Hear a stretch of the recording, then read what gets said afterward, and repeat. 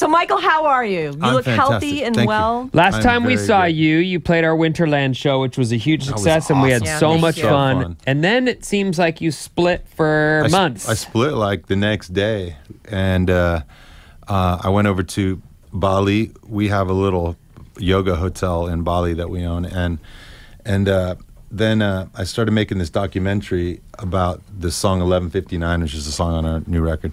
And the song, I wrote it out in 2005 after I came back from Iraq. I'd gone there and played music on the street for Iraqi civilians and for U.S. soldiers. And it was kind of this political anthem almost, but I never finished it. I kind of lost steam on it. I was like, there's so many songs about what's going on in the world, and do they really matter, And then in 2010, my appendix ruptured, and it was the week. Are you kidding? No, Say Hey I Love You went into the top 20 that day, like that week when my appendix ruptured. And I was like on the gurney going down to have this operation. I'm like gonna die, and I look up at the doctor. I get this text that says, "Your song's in the top 20 for the first time." I never had a song in the top 20,000 before in 20 years of music.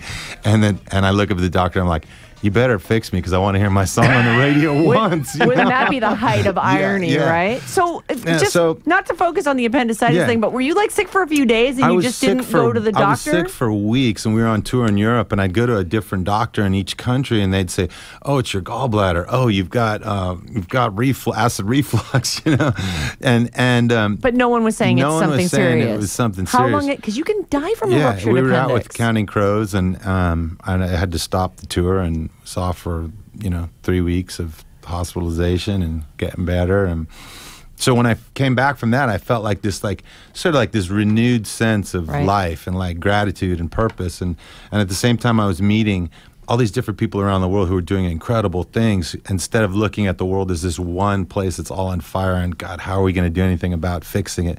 These are people I met who were just doing like small things, like this woman in Indonesia who was running a birthing clinic, and then she started one in Aceh after the big tsunami hit there, and then she started one in Haiti after the earthquake there, and now she's opening one in the Philippines. So I went and I followed these 3 different people and went and filmed them for this documentary about how they inspired me, and how all of us can find like little things to do. We might not be able to fix the whole world, but we could find something. Right. If everybody made the world a little bit better, then it would be a lot better. It'd be a lot better. So I've been watching your travels on Instagram because you post some really cool stuff and little clips, which I imagine are also going to be part of the documentary. Yeah. And so if you follow, is it at Michael Franti? Michael Franti, yeah. Yeah, you'll be able to see a lot of the stuff that he's been up to. So you got to, did you surf? Did you, probably tons of yoga. We did, we surf a little bit. We do tons of yoga. We surf a little bit. We're not like you, Vin. We're not like the... Driven. Driven to surf. Yeah. Everybody's like, you live in San Francisco. It's the best surf. All my surfer friends. And I'm like, God, it's just too cold, man. I can't do it. You got to brave the cold. You got to get out there, cowabunga. I don't know how you do it, man. I love it.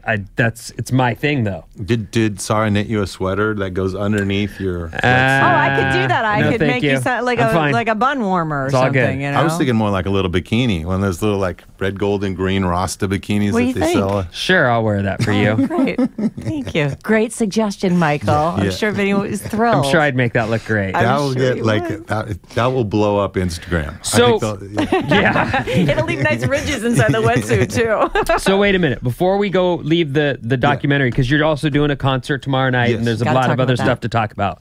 So the documentary will be something we'll see when. It will finish it at the end of February, and it'll start, getting its way out there right then. And will that be just on your website, or? We're not sure how we're going to release it. It's really beautifully shot by this fantastic cinematographer who does a lot of action sports stuff, and he's really amazing. Because it can be entered into award shows and stuff, and festivals. Yeah, it'll be in festivals and stuff like that. Oh, that's great. Yeah.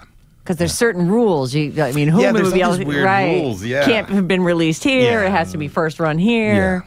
Yeah. That's not your concern, though. No, we just make them. Right.